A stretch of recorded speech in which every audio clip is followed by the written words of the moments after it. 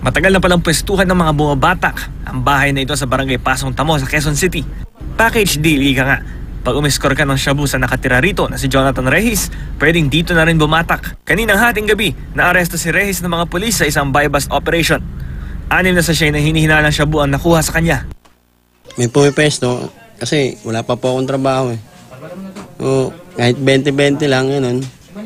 Bayag na rin po ako dahil kahit na alam ko pong bawal at wala po gagawa. Hindi ko po kayang tiisin yung kalam ng tiyan ng mga anak ko eh. Nang maaresto si Rehis, nahuli sa aktong bumabatak ang dalawa niyang customer, si Gabriela Española at Totoy Narag.